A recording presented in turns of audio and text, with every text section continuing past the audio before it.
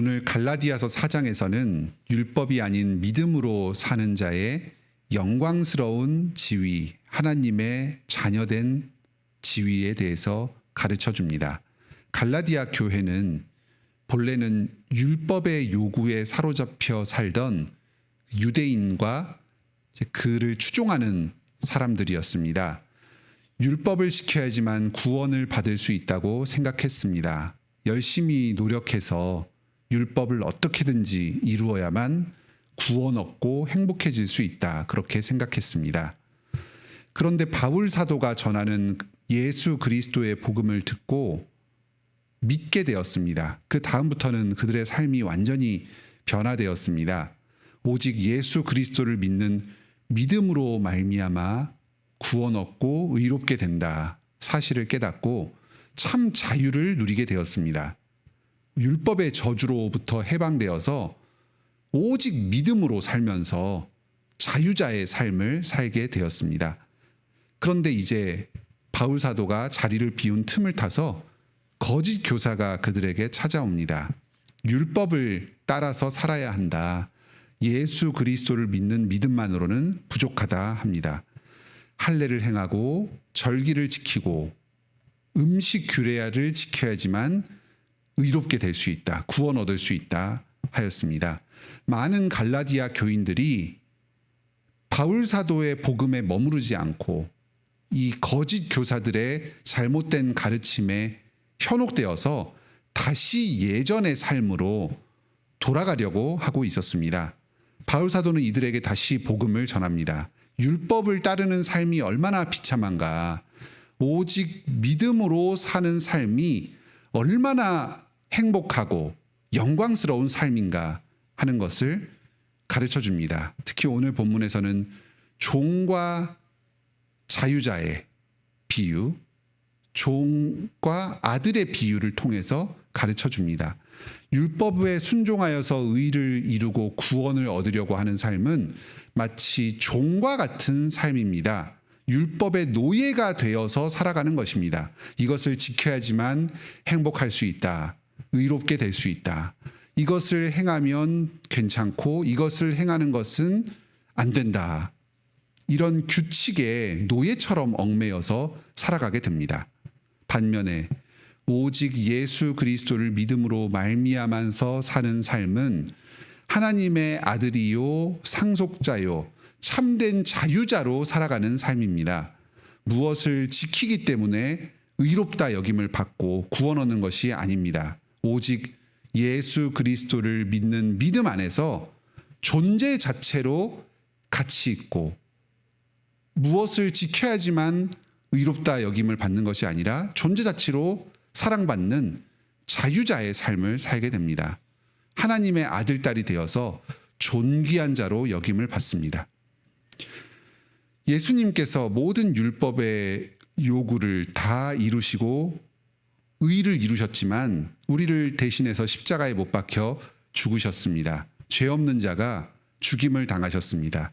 이제 우리는 예수 그리스도를 믿는 믿음 안에서 그리스도와 연합하여서 죄 용서받고 하나님을 아버지로 부르면서 살아가게 됩니다.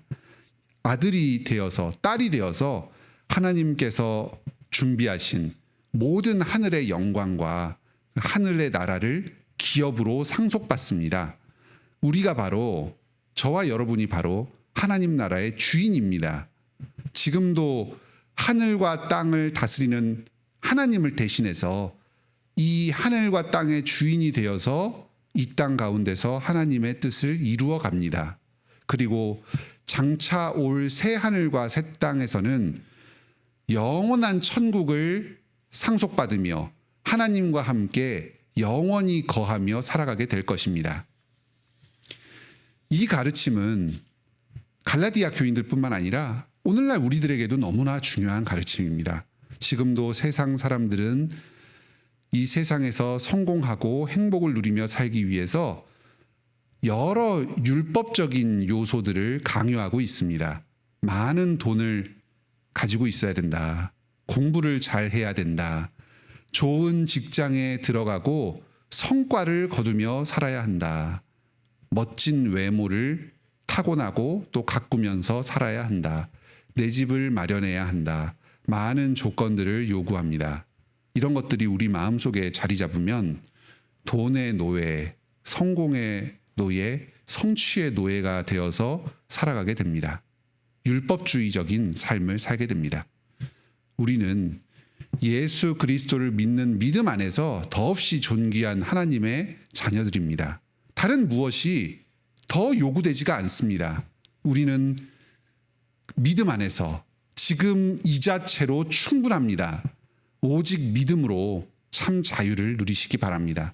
주님께서 주신 자유로 자유롭게 주님을 섬기며 사랑을 행하며 살아가시기 바랍니다. 8절부터는 거짓 교사들과 사도들의 그 의도를 대비하면서 사도의 헌신을 강조합니다. 이 사도의 헌신과 의도를 귀하게 받으면서 사도의 가르침을 따르라고 합니다. 지금까지 사도는 참된 가르침을 전하기 위해서 갈라디아 교인들을 위해서 많은 수고를 아끼지 않았습니다. 사도 스스로가 육체의 연약함이 있었습니다. 겉으로 보기에는 사도로서 충분하지 않은 것처럼 보였습니다. 하지만 사도에게는 하나님의 말씀이 있었고 그 자체로 사도적인 권위를 가지고 있었습니다.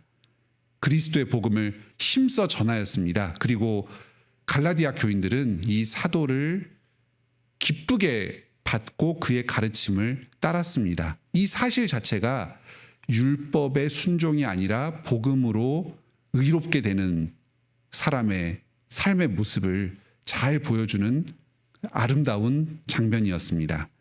그런데 이제 거짓 교사들이 나타나서 육체를 자랑하면서 겉으로 아주 번지르르하고 화려한 외모를 뽐내면서 또 아름다운 말로 치장하여서 교인들을 꿰니까 거기에 넘어가려고 합니다.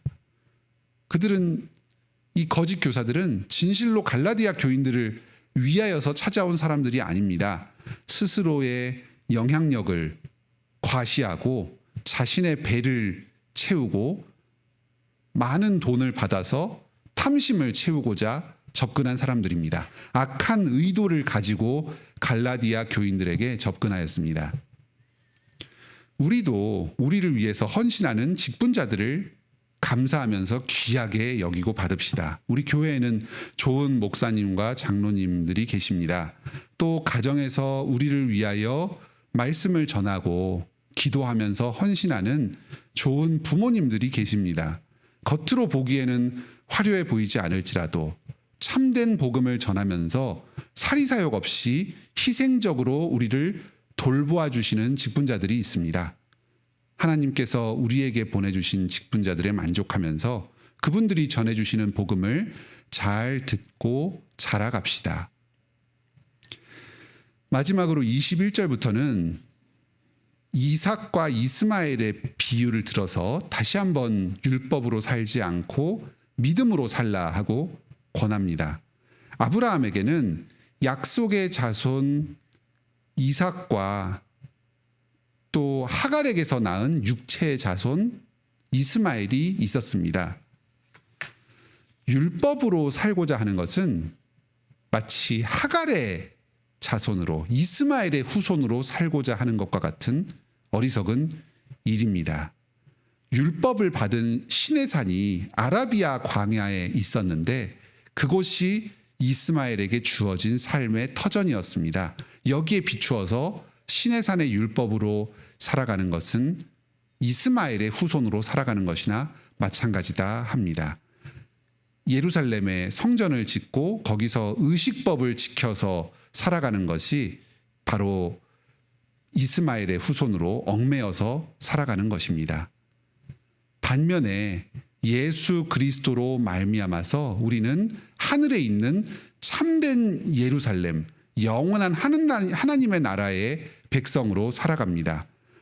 죄 용서의 은혜를 누리며 살아갑니다. 이것은 약속의 자손 이삭과 그의 후손에게 주오신 하나님의 약속을 유업으로 받는 것입니다. 그런데 이미 우리가 그리스도 안에서 이 약속을 받아 누리며 자유자로 영광스럽게 살아가고 있는데 왜 자꾸 이스마엘의 후손으로 돌아가서 광야에서 이리저리 방황하면서 사는 것처럼 그런 헛된 인생을 살려고 하느냐. 이것은 사라의 자손, 이삭의 자손이 아니라 하갈의 자손, 이스마엘의 자손으로 살아가는 것이나 다름없다. 경고합니다. 사랑하는 성도 여러분, 우리가 예수 그리스도를 믿음으로 말미암아서 이 누리는 하나님의 자녀된 특권이 이토록 큽니다. 죄 용서 받고 의롭다함을 받습니다. 존귀한 자로 하나님의 아들, 딸로 영광을 누리면서 하나님께서 우리에게 약속하신 영원한 기업을 상속하며 살아갑니다. 오늘도 율법의 요구가 아니라 오직 예수 그리스도를 믿음으로 말미암아서 이 영광스러운 복을 누리며 살아가시기 바랍니다. 함께 기도합시다. 하늘에 계신 우리 아버지, 우리에게 예수 그리스도의 복음을 전하여 주시고 그리스도를 믿음으로 말미암아 살아가게 하여 주시니 감사드립니다. 아무 조건 없이 하나님의 아들, 딸이 되어서 죄 용서 받고 하나님께서 자녀에게 상속하신 모든 것을 누리며 살게 하여 주시니 감사드립니다. 이것이 우리에게서 나온 것이 아니라 오직 하나님께서 죄인을 불쌍히 여기시는 은혜로 말미암아 우리에게 주어진 것입니다. 주님의 이 자비하심을 영광 찬송 올려드립니다. 저희가 한번 듣고 믿은 이 복음 진리 안에 계속해서 머무르며 살아가게 하여 주시옵소서. 주님께서 직분자를 통하여 교회를 통하여 우리에게 내려주신 이 복음 가운데 머무르며 살아가게 하여 주시옵소서.